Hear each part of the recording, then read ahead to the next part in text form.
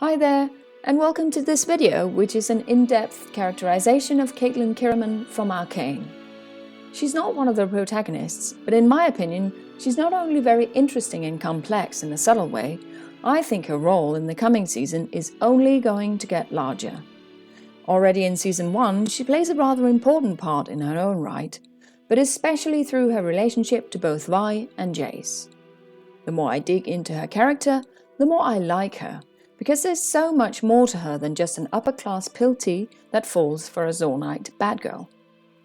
I've actually unearthed so much that I've divided my analysis into 3 major areas equally important to her character arc. Part 1, an excellent shot, which is concerning her childhood, marksmanship and family situation. Part 2, serves you right, concerning her adult life as an enforcer and her relationship to Jayce. And Part 3, what about us, concerning her adventures into the Undercity and why Caitlyn falls for Vi. The last part is actually shown in a separate video called Why Caitlyn Falls for Vi, but it follows the line of thought of this video. And if you've seen my other videos, you know I'm a fan of Caitlyn's. She's actually featured in all my videos so far, especially the deep dive into her shower scene. So aspects of her character that I've gone over in detail elsewhere will only be touched upon briefly here. Oh, and I promise I won't fawn over her all the time. The very first time we see Caitlyn is in episode 2, which is the first time we see Jayce too. While the first episode was the setup for Vi and Powder's story arc, which is the central story arc, the second episode is the setup for the story arc of Jayce, the Piltover Council and Hextech. The two setups are even paralleled in the fact that we see the first steps in the perspective of the youngest character, the older character being cut, so we don't see that person's face till later, creating anticipation. While Powder is the filter through which we see Vi and the personal drama on the bridge, Caitlyn is the filter through which we see Jayce, Piltover and the Undercity. Caitlyn is looking up at Jayce, admiration apparent on her face as she tags along behind him. This admiration is quite different from how Powder looks up to Vi, but there is an element of idolization there in both scenes, showing that Vi and Jayce are people to look up to. A very short, simple and smart way to line up the major characters of the show, as well as show how unforeseen events can tear anyone down no matter where you're from. It also shows that in the beginning, Caitlyn and Powder are the ones that follow and live in the shadow of someone else, but this changes as the story progresses. They parallel each other in that way. Actually, I could spend a whole video lining up the parallels and contrasts between Caitlyn and Powder/Jinx, but I've chosen to give Caitlyn my full focus here. In this first scene, Caitlyn is reacting to Jayce's answer to her question about the Undercity. She thinks he's brave and adventurous, traits that we see her aspire to in her adult life. Also, we get her Piltovian view of the Undercity as a mysterious and dangerous place that very few topsiders go to. The only people who actually seem to venture into the Undercity, apart from the undaunted Jayce, are the enforcers. This probably has an influence on Caitlyn's choice of profession later on. The next thing we hear is the fact that Caitlyn's family is the one with the money, not Jayce himself. But Caitlyn grins at what could otherwise have been a barrier between the two. The fact that he is dependent on her family's money and not in control of his academic work, and that she's probably only with him because of her parents. From episode 1, we know that there's a deep social rift between the Undercity and Topside. But inside the span of a few seconds here, we find out that there's a rigid social hierarchy within Piltover too, determined by wealth and family. But despite this difference in station, there's an ease and familiarity between them and in the way they speak to each other. I think Caitlyn is somewhere between 14 and 16 years of age at this point. I base this on her height. She's not much shorter than she is as an adult. I also base it on the way she carries herself, as well as on her understanding of Jayce's situation. This means that Jayce is 8 to 10 years her senior.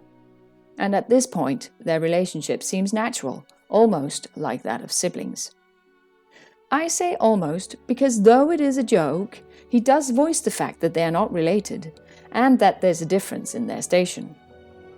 His statement also underlines the fact that he's the adult and she's the one who's underage by saying parents instead of family.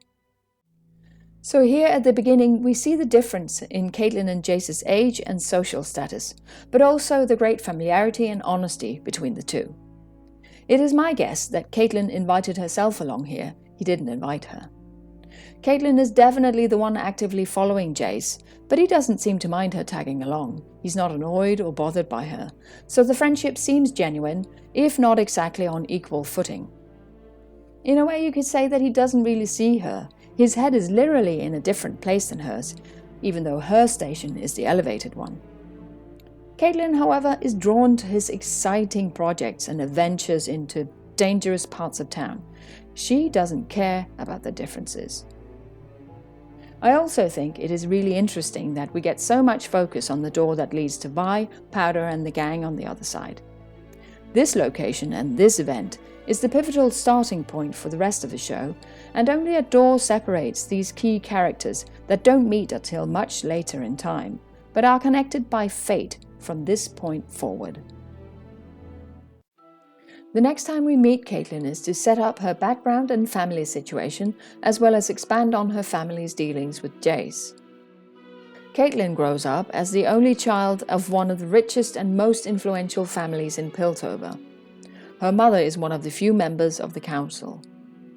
We see the family dynamic very clearly in the family portrait, displayed beneath their house's coat of arms. The mother, Cassandra, is in the center, standing up, while Tobias, the father, is sitting down, showing a hierarchy here too. Caitlyn's mother has a stern expression on her face, and her arms are behind the backs of both her husband and daughter, showing that she's the one in control, the one who leads them or pushes them, the puppet master, if you will, pulling their strings. Tobias seems to have a more mellow expression, and it is him who appears to be the primary caregiver, while Cassandra is the breadwinner and protector. Caitlyn is the only one actually smiling on the portrait, already here giving an indication of the good nature in her. But it's only a half smile. It doesn't seem like the mother allows too much gaiety. Caitlyn also has her rifle in hand in the portrait, clearly a statement to the fact that being a marksman is a big part of her identity. When I first saw this portrait, I was surprised by that weapon. Definitely not something you normally see a fine lady's daughter holding, especially at that age. But it is an early indication of Arcane's versatile way of portraying gender, especially women. Though the family seems posh and traditional, like old-school British aristocracy, which their accents also indicate, the show breaks our Western society's conservative norms and rules for how women look and behave. And the same applies to Caitlyn and her mother. Being an only child in this family has given Caitlyn a safe childhood with all the opportunities that a wealthy family gives. Proper clothing, plenty of space and nourishment, a good education and parental supervision.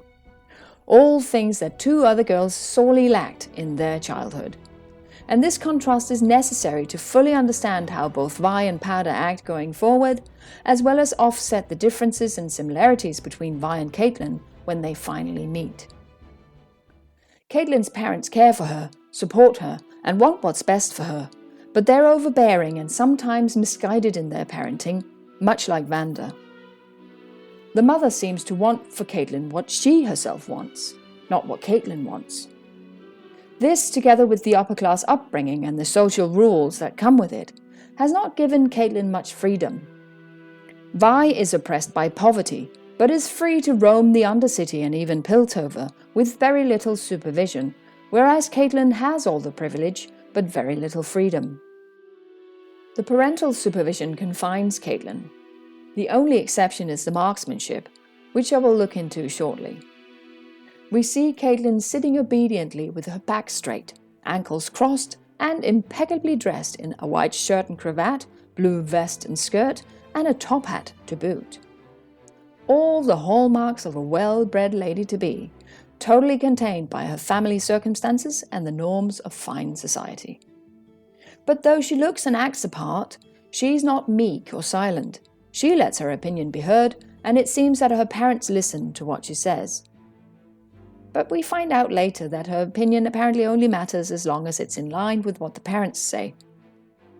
Jayce has been expelled from the academy and comes to explain himself to Caitlyn's mother, but he finds Caitlyn outside, who lets him know that her parents won't see him.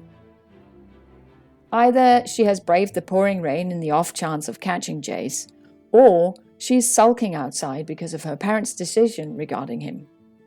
Probably a combination of the two. Caitlyn is remarkably open with Jayce in this scene. It shows not only how deep her bond is with him, but also how forthright she is as a person.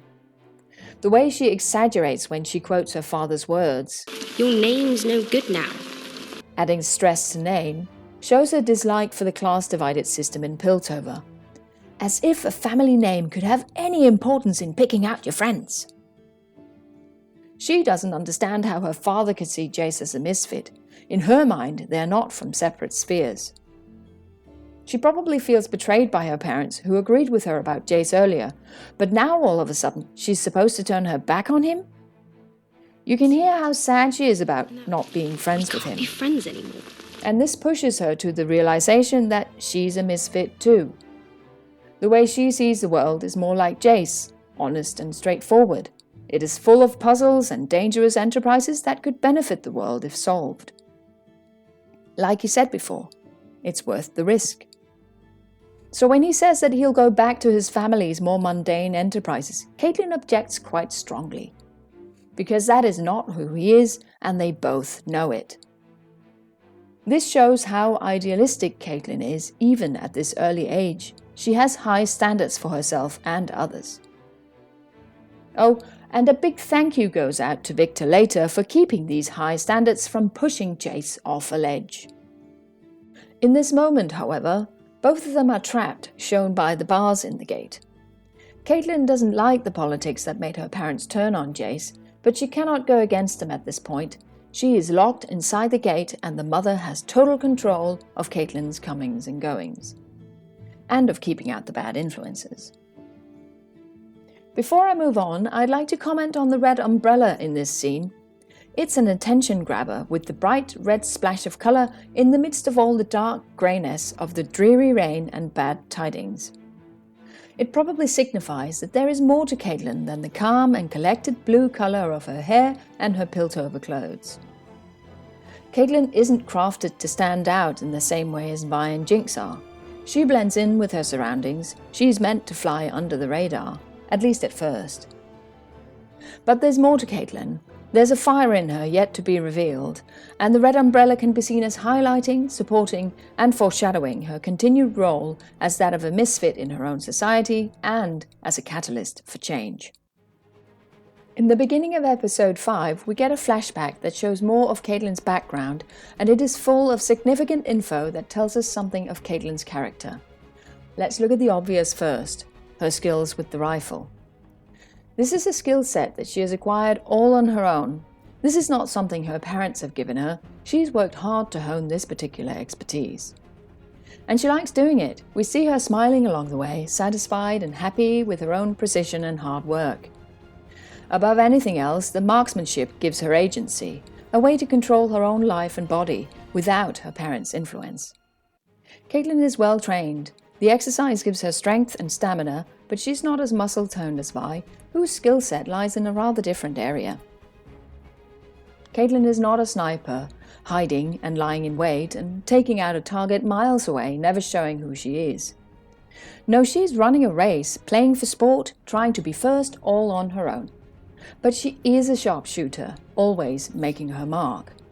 This tells us that she has precision. She can find her target easily, single it out and take it out. Like the sniper, she shoots from afar, not getting too close to her targets, which suggests that she prefers keeping a safe distance, making clean, controlled shots with as little risk as possible. But she is out in the open, not afraid of getting dirty. We see her lying and kneeling on the ground, running through the mud without a second thought. We can also infer that Caitlyn has quite a lot of patience in learning such a skill. It takes large amounts of practice and self-control. We see the self-control in her breathing, which needs to be calm and slowed in order to make her mark. Being a good shot, I'm an excellent shot. furthermore gives her a bird's eye view. She can overlook a large area and still spot her objectives far away and quickly, after which she zooms in on the detail to take out the target. She is prepared before she shoots, her shot controlled and thought through. The direct opposite of a certain blue-haired girl whom Caitlyn both parallels and contrasts on so many levels. Like Jayce, Caitlyn leaves a calling card when she shoots, since her bullets are engraved with the family crest. We don't know whether this is Caitlyn's idea or her parents', but my best guess is the parents', since we know that family entitlement is not Caitlyn's thing. But the engraving of the bullet gets quite a lot of focus here, so we're supposed to pay attention to it. The family crest is orderly and sharp, placed perfectly in the middle, whereas Jayce's bullets look to be doodled on in a rather random fashion. So the bullets signify who the shooter is. Caitlyn is calm and controlled, precise and predictable, whereas Jayce is childish, messy, dangerous and unpredictable. Overall, Caitlyn is a hunter, efficient and accurate. But I think it is very significant that she doesn't hunt prey, be it people or animals. She doesn't shoot to kill, unlike Jayce. This shows that in her youth, the rifle is primarily meant for sport and prowess, a way to excel at something only she gets credit for. Caitlyn is not a killer. Even as an adult, she only uses the rifle as a means of disabling her opponents and for protection. The only exception is perhaps when she has Jayce at gunpoint in episode 9, which I talk about in my analysis of Caitlyn's shower scene. So in Caitlyn's youth, the rifle is much more than just a weapon. It signifies agency and freedom for her, since it's a way to escape the bars and the confinement of her family, a way to forgo fine society and just run freely through the great outdoors. She doesn't do it for glory and attention. It is a way to assert herself without the assistance of her family's status, which is also why all the joy goes out of her when she thinks Grayson has been paid by her parents to let her win. We see her brooding on the steps, the trophy all but forgotten. Typical of Caitlyn, she doesn't accept this, but tackles the problem head-on like she did with Jayce, and she asks Grayson whether her suspicion is true. She's a very proud girl, and she wants to get to the bottom of things as soon as possible. Her reaction also shows that though she's still a child, she's growing up fast, comparing herself to Grayson as if their position as competitors is equal. This is also part of what makes Grayson laugh a little, because she sees not only the cheek and courage that Caitlyn has in interrogating someone who's technically her superior, but also the intelligent mind and the sky-high standards that Caitlyn holds herself to, which are totally out of proportion with her age.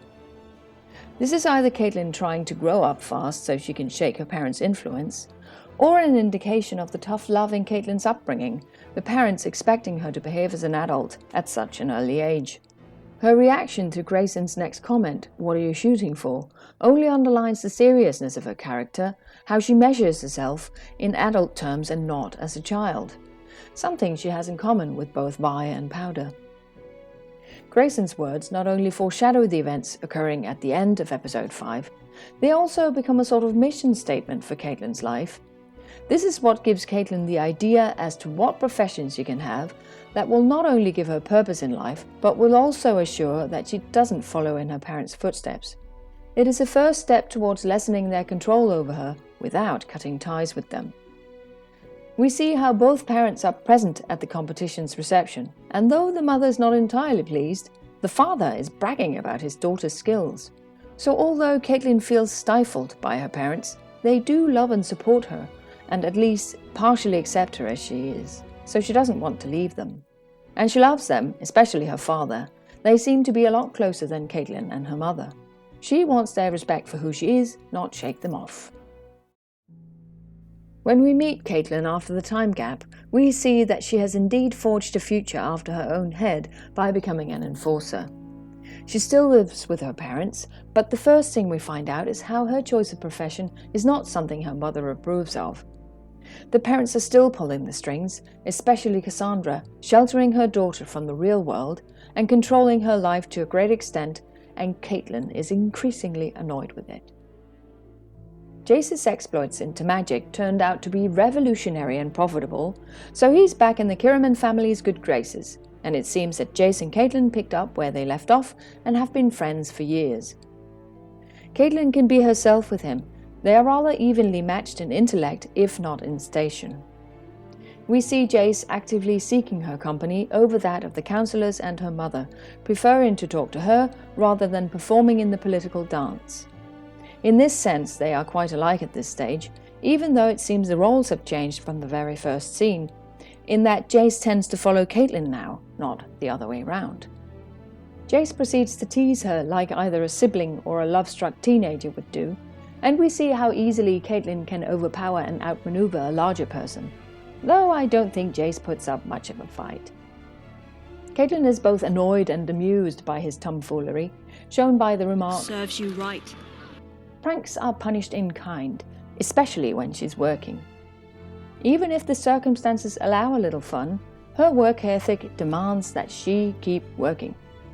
We see that even when she's injured, she's restless and working.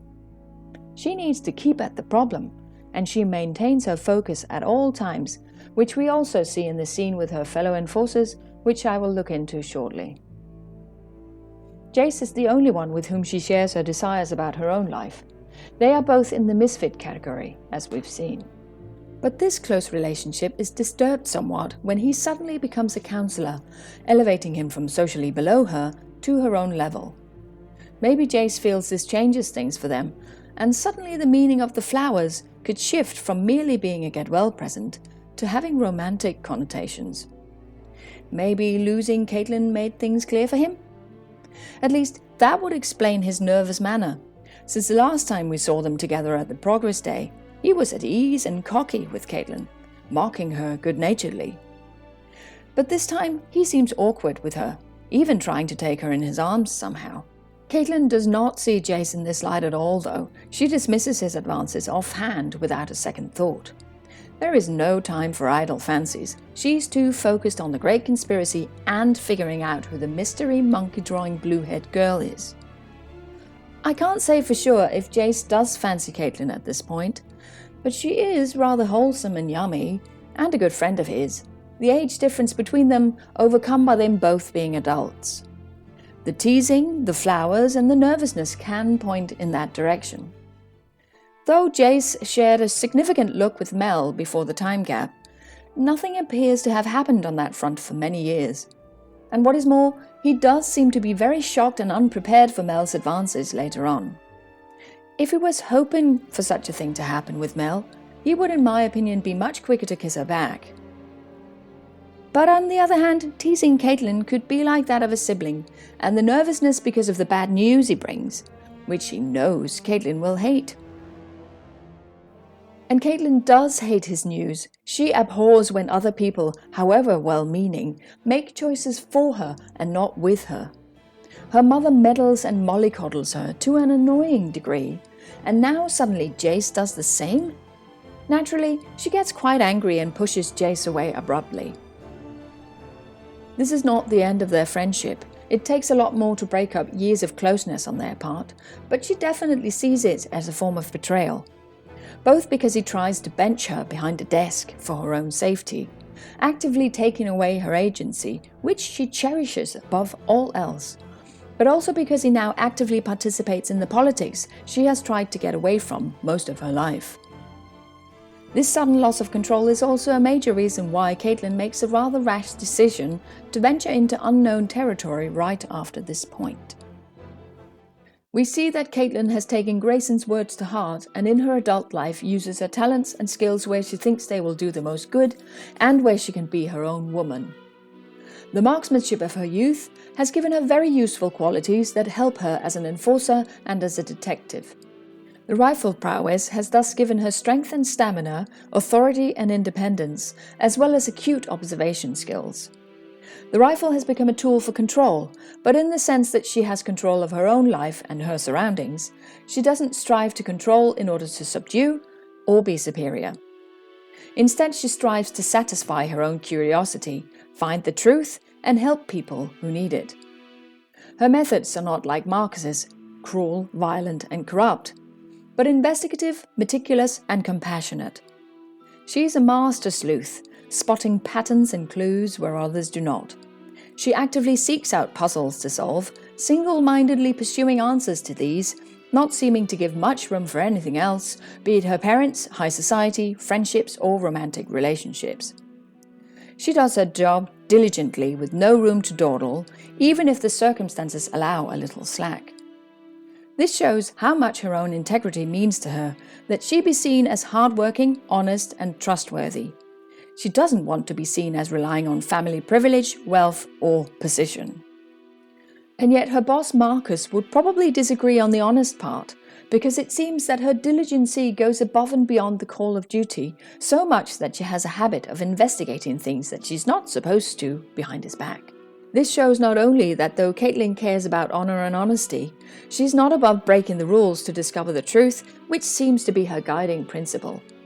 It also shows that Marcus is deliberately keeping Caitlyn in the dark and not using her obvious talent for detective work. And he has undoubtedly been wise to do so. I think she would have found out many clues for the Great Conspiracy if she had been allowed to go into the Undercity before, probably even discovering Marcus's culpability much earlier. Marcus is also sheltering Caitlyn from the more nefarious aspects of the enforcer job, probably in cahoots with her mother.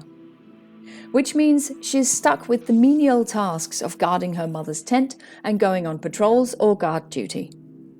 So despite trying to widen her horizon, she's still ignorant of how many things work, both in Piltover and especially in the Undercity. If we look at the scene where Caitlyn is on late-night guard duty, we find that she's not only a misfit among her peers and family, but also amongst her colleagues. When we see them on the steps, the 4 other enforcers are taking things easy, having a rest, a chat, and a smoke, while Caitlyn is standing at attention, apart from them and with her back turned. When she is on duty, she is on duty. She only joins their conversation when their information is faulty, correcting their mistake. She doesn't do it because she's a know-it-all, but because details matter. Every good detective knows that. And due to her friendship with Jayce, she has first-hand knowledge of this and wants to enlighten her co-workers. But they don't care about the details. They only see her comment as a way to assert her education and status as above theirs, even going so far as suggesting that she should be elsewhere. And they laugh at what they see as a stupid attempt at her playing policewoman, while at the same time ridiculing the activities that the upper class do. The way Caitlyn reacts to this with an indulgent half-smile tells me that this is not the first time such ideas and slurs have been said in her presence. She is certainly being kept at arm's length by the other enforcers, her background a huge barrier between them. But she tolerates it. She only smiles and doesn't talk back or complain about it. She just takes it. Caitlyn is a private person. She doesn't talk about herself or her feelings to anyone but Jayce and her parents. So she doesn't explain herself or make the effort of getting to know them or them getting to know her. But despite this distance, it seems she would much rather bear these honest and mocking remarks than going through the motions at a fine cocktail party, putting on a mask, and playing the political dance her mother and the other councillors do. So Caitlyn tolerates her fellow enforcers, but has no real connection to them, also shown by the physical distance between them. This lack of connection is furthermore evident from her lack of reaction to their deaths that happen shortly after. 6 fatalities are mentioned by Marcus in the next episode, so we can assume that all of the enforcers accompanying Caitlyn die. But she doesn't mourn them. At the very best, their deaths make her dive deeper into her investigation of the Great Conspiracy. But she doesn't mention anything about dead colleagues at any time, not even when Echo says, "Your people aren't dying all around you." So she must not think of the enforcers as her people, underlining her role as a misfit both as an enforcer and a councillor's daughter. No one seems to be her people, Jayce being the obvious exception, but even that relationship is riddled with issues, especially when he becomes a councillor. So to sum up, Caitlyn has a safe childhood but is unsure of her place in the world. The only thing that really makes sense to her is actively and physically asserting herself through her marksmanship. She grows up as an idealistic, honest and hard-working woman, driven by a need to make a difference, to show her worth on her own and to do good in the world.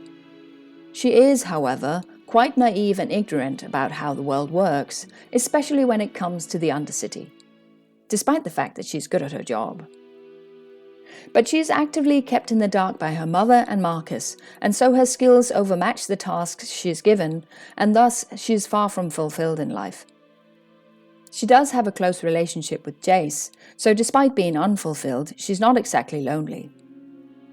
Overall, she's a good-natured person, yet a little too easy for some to overlook, confined as she is by her parents, her boss, and Piltover society in general. She doesn't feel she belongs anywhere or with anyone. Something, or someone, is missing. Okay, that was my deep dive into Caitlyn before she meets Vi and travels into the Undercity. Thanks for watching. If you liked it, please give me a like and a subscribe, and I hope you'll join me soon for the video about the life-altering experiences Caitlyn has with Vi, traversing through the Undercity and back to Piltover. Caitlyn finds out what it is she has been missing in life and unexpectedly falls in love along the way. Bye!